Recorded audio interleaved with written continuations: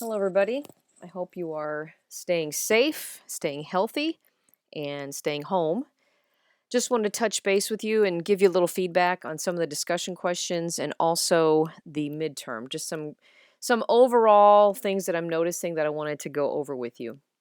The first thing I wanted to talk about was the discussion questions. The last discussion question was you're supposed to find a classical vocal piece. What some of you have done, not everybody, but it is something that happens every semester. I just want to bring attention to it. If I ask for a vocal, be careful not to post an instrumental piece and vice versa.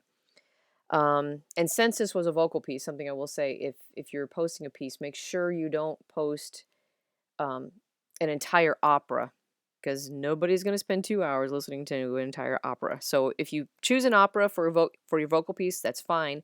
You might want to just look up the opera and see what arias are from that opera. The aria is a song from an opera, and just choose to post just that one aria. So then people can just listen to that one song. Another thing people are typically forgetting to do is they're forgetting to respond to a classmate, and then you're going to lose some points for that. So make sure that you respond. They're simple questions. Just what do you dislike or like about the piece? What kind of feeling or mood does it evoke, and how? So make sure that you do not forget to respond to a classmate. And then the other question I wanted to kind of focus on is this right here. What characteristics of the time period does the piece possess? So, for example, we just covered vocal music in the classical period.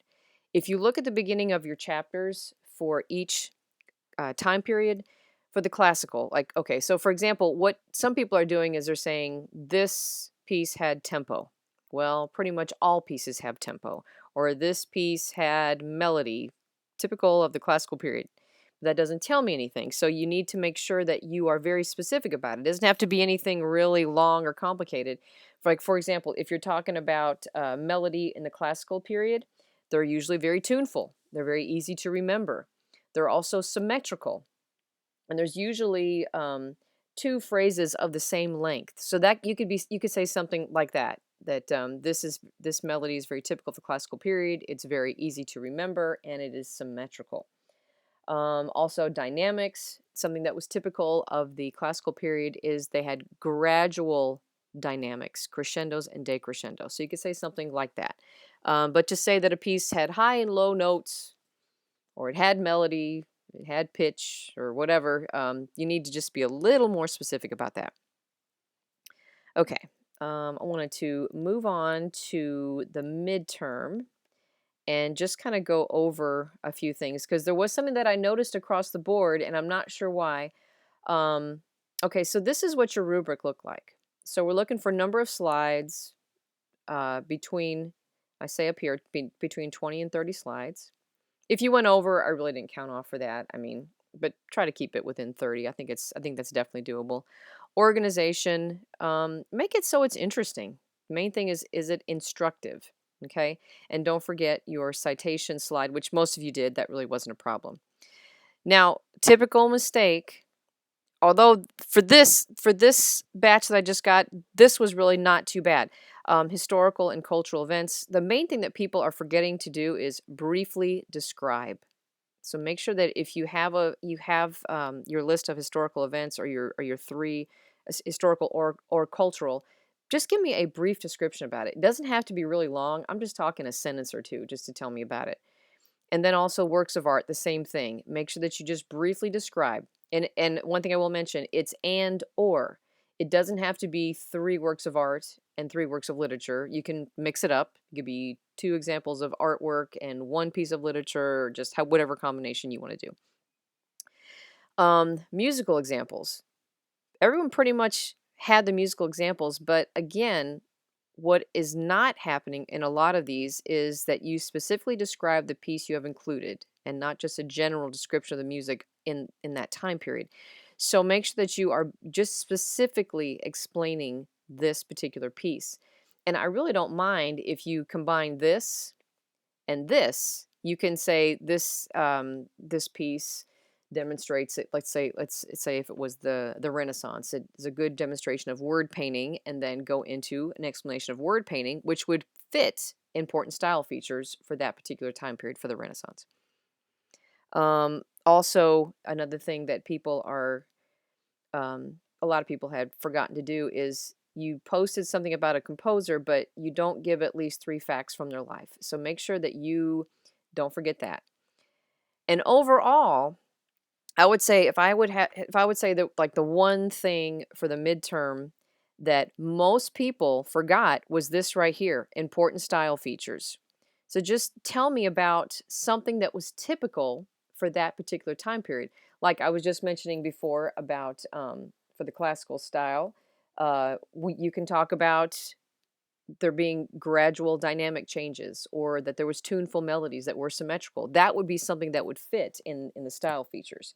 For the Renaissance, we talked about word painting. That could be something that you could have talked about. You could have described what a mass is. You could describe polyphonic choral works. So anyway, so there's many things that you could do there. And really, you can find this information at the very beginning of your chapters when it says characteristics of that particular time period. So this overall, I would say, is something that people forgot to include.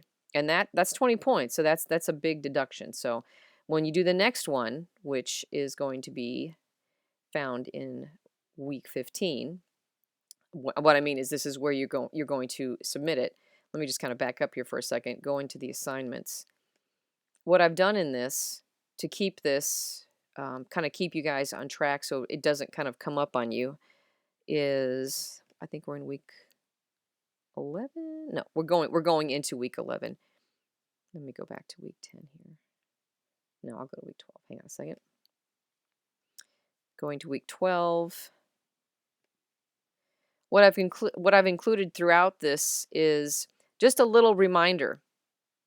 So when we get to week 12, which is a couple weeks away, make sure by the end of week 12 you complete the romantic section of your final project. So that way, if you're doing this as you go, when it's time to turn it in, you just turn it in, and so it'll just be done. So that's just kind of something that I've included to help you guys stay on track. And if you do, there's nothing to turn in. I think let's see what I've got here. Let's see what this looks like. Oh, hang on a second. Okay, yeah, so this is just, it has the rubric on there, and I just said you do not need to turn anything in. You're going to submit your whole final project in week 15. So anyway, but these are just reminders, basically. Let me go back to week 15 here. So we just did the midterm. We turned that in. Now this is where you're going to be turning in your final project. It's due May 3rd. And let me just click on this here too. And of course it's spinning. So basically your rubric is going to be the same as the rubric for the midterm. The only thing that's different is you're going to start with the classical, you're going to do the classical, romantic, and 20th century.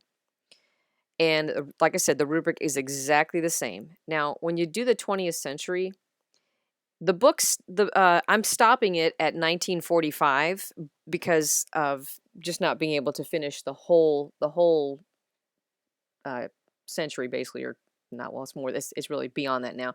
But if you want to post something as far as a 20th century piece that is modern, like that you listen to right now, that's totally fine. So anyway, so that's going to be due May 3rd. Now, the other thing I wanted to mention was the live performance, which that is going to be in week 14. And in case you missed it, I have changed this assignment to where it does not have to be a live performance. Due to our current pandemic here, we are just going to do a video of a live performance. So just pick something, and I'm just talking one song. You don't have to do you don't have to watch an entire concert. Just find something on YouTube that is a live performance, not a video, a live performance, and then just complete the live performance critique. Now, what I've done here is basically you're just going to copy and paste. I think I put a Word document in here. Oh yeah, here we go. This right here. Basically, you're going to just fill in this table in a Word document and submit it to me. Just answer all the questions. And if you have any questions about what I'm meaning by particular things, terms. These YouTube videos will help you, like for duple, triple, or quadruple meter, major, minor keys. Just watch all these videos right here, and they're brief. They're not really long. Monophonic, polyphonic. So if you have any trouble with these terms, go ahead and watch the videos. And if you still have trouble, just email me. No problem. So we are almost done. Like I said, just want to give you feedback on this. Um, Hope you're staying safe, like I said. And if you have any questions, feel free to email me. No problem at all. And hope you're all doing well. Thank you. Bye bye.